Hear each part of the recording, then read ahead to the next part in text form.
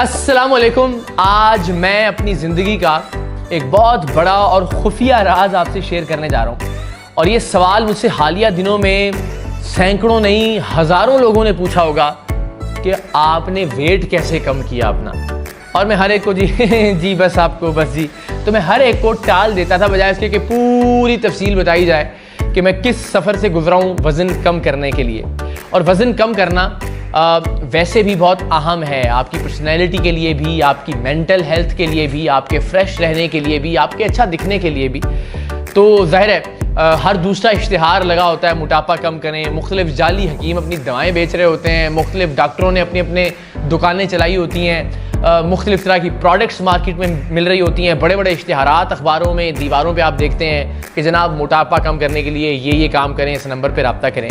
लेकिन मैं आपको मुफ्त ये बताने जा रहा हूँ कि आप अपना वज़न कैसे कम कर सकते हैं। मैंने अपना वज़न कैसे कम किया, और इस नीयत के साथ कि सारे लोग फिट हों, खुशबाश रहें, पॉजिटिव रहें, हेल्दी हों, एक्सरसाइज करें और अच्छी खुराक खाएं जिनको अल्लाह ताला ने इस्तिताअत दी है वो भी, और जो ज़ाहिर है उतना अफोर्ड नहीं कर सकते उनके लिए क्या ऑप्शन हो सकते हैं।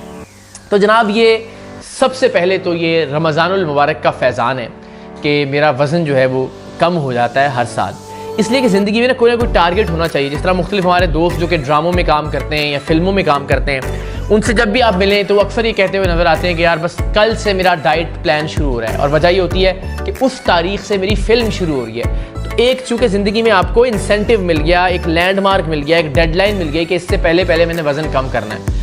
या कुछ लोग अपना वज़न बढ़ाते हुए नज़र आते हैं कि यार मैंने फ़लाँ रोल करना है। इमरान अशरफ साहब हमारे दोस्त, तो उन्होंने एक जिस तरह भोला का किरदार किया तो उन्होंने वज़न बढ़ाना था, उसके अंदर ज़रा एक गुपला सा इंसान लगना था। तो कुछ लोग वज़न बढ़ाते हुए दिखाई देते हैं। तो ज़िंदगी में कुछ भी करने के लिए ना आपको कोई मोटिवेशन ज़रूर चाहिए होती है। तो मेरी मोटिवेशन, सबसे बुनियादी मोटिवेशन है रमज़ानुल मुबारक, इसलिए कि हर दिन आपने टेलीविज़न की स्क्रीन पर नज़र आना होता है। अच्छा, रमज़ान वो वाहिद महीना होता है जिसमें मैं काले कपड़ों के अलावा कपड़े पहनता हूँ ऑन एयर, मुख्तलिफ रंगों के कपड़े पहनते हैं।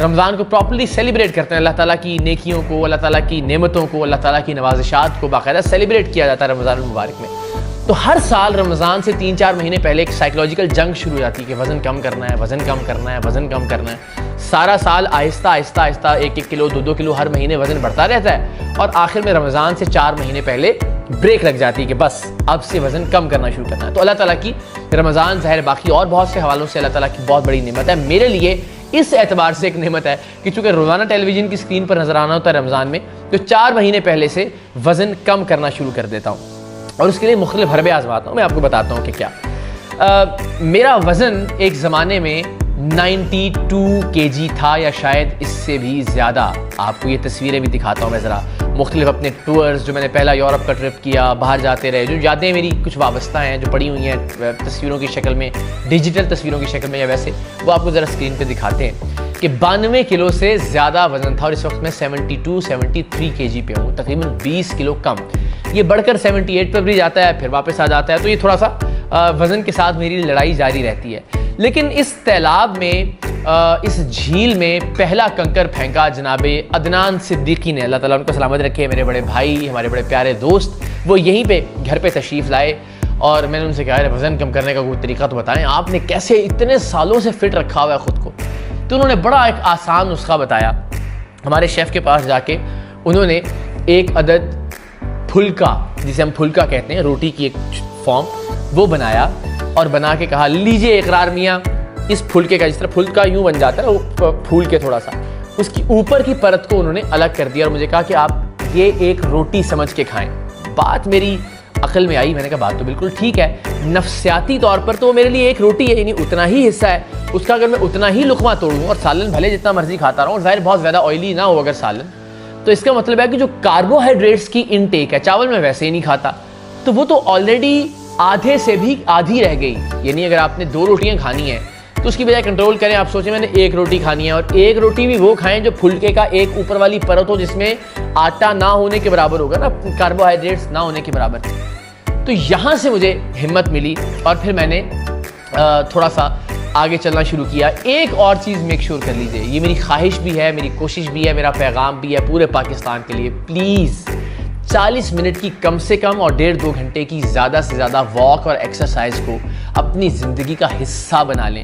आई डोंट नो, मुझे वो नाम मेरे जहन में नहीं है, बड़ा टेक्निकल नाम है, लेकिन जब आप 40 मिनट कम से कम वॉक करते हैं तो आपका जहन वही केमिकल्स रिलीज़ करता है जो आप किसी भी ड्रग को करने के बाद खुशी महसूस करते हैं। आपका जी चाहता है कि आप हवा में उड़े, इतना लाइट फील करते हैं जब आपका पसीना बहता है, आप वॉक करते हैं, एक्सरसाइज करते हैं। तो ज़िंदगी का ये लुत्फ़ ज़रूर लीजिए और यकीन करें सेहत के साथ साथ, आपकी जिस्मानी सेहत के साथ साथ आपकी ज़हनी सेहत भी बहुत ज़्यादा बेहतर हो जाती है। सो प्लीज़ आप देखें, दुनिया के जितने तरक्की याफ्ता ममालिक हैं वहाँ पे वॉक करना लोगों ने अपनी ज़िंदगी का शिआर बना लिया है। यूरोप के अंदर चूँकि वेदर भी सपोर्टिव है, ये डर भी नहीं होता कि मेरा मोबाइल फ़ोन छीन लिया जाएगा अगर मैं सड़क पर वॉक कर रहा हूँगा। लोग अपने घरों से ट्रेन स्टेशन तक 2-2 किलोमीटर, 3-3, 4-4 किलोमीटर वॉक करते हैं और अच्छा लगता है। वो मौसम भी ज़ाहिर है चूँकि ज़्यादातर सर्दी होती है वहाँ पे, इसलिए आप देखिए वो नेशंस हेल्दी भी हैं और मेंटली भी हेल्दी हैं। दैट इज़ वाई वो कामयाबी की मनाजिल तेज़ी के साथ तय कर रही हैं।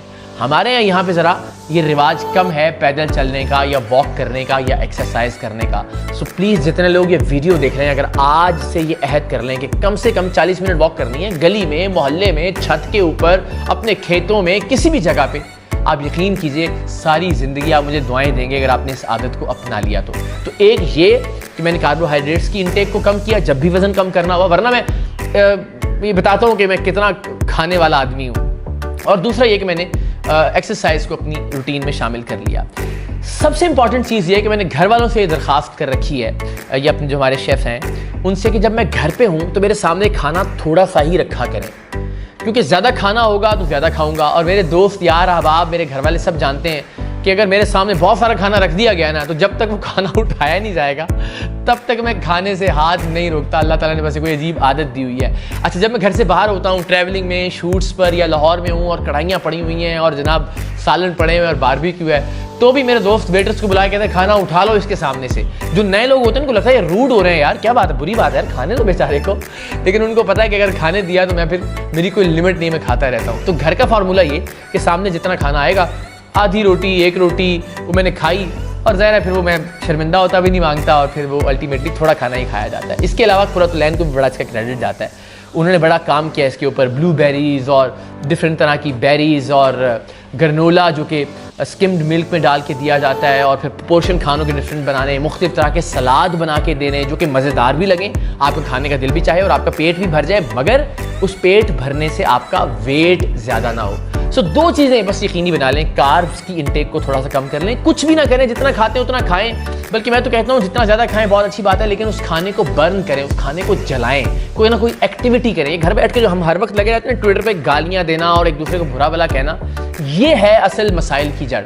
तो अगर आप खाना खा के उस खाने को हजम करते हैं, वॉक करते हैं, मेहनत करते हैं, एक्सरसाइज करते हैं, गांव देहात के लोग देख लें आपको कितने मोटे नजर आते हैं। पट्ठे भी कुतरने होते हैं, उन्होंने पट्ठे काटने भी होते हैं, चारा जिसे हम कहते हैं, फिर उन्होंने खेतों में हल भी चलाना होता है, उन्होंने वॉक शॉक भी करनी होती है। दैट इज़ वाई वो ज़्यादा हेल्दी लोग होते हैं। सो बहैसियत कौम, ये मेरा मैसेज भी है, मैं पर्सनल कोई अपना कोई मंजन या दवाई बेचने के लिए ये वीडियो नहीं बना रहा था, सिर्फ इसलिए कि आपको एहसास दिला सकूं कि वॉक, एक्सरसाइज ज़िंदगी में बहुत ज़रूरी है, एज ए नेशन भी और सबसे इंपॉर्टेंट आपके अपने लिए भी। एक हफ्ता मैं आप सबसे रिक्वेस्ट करता हूँ 40-40 मिनट की तेज़ वॉक, गाने लगा लें, कुछ भी कर लें मोबाइल के ऊपर, 40 मिनट की वॉक करना शुरू कर दें। आपका हाजमे का निज़ाम भी दुरुस्त हो जाएगा, आपका पसीना भी बहना शुरू होगा, आप एक पॉजिटिव और हेल्दी इंसान बन जाएंगे जो दूसरों के बारे में कम बुरा सोचेंगे, कम गुस्सा करेंगे, कम नेगेटिव होंगे। So please try doing that, और उसके बाद कमेंट्स में हमें ज़रूर बताइएगा, और अगर कुछ फ़र्क पड़े आपकी ज़िंदगी में तो मुझे दुआ भी दीजिएगा। एंड आई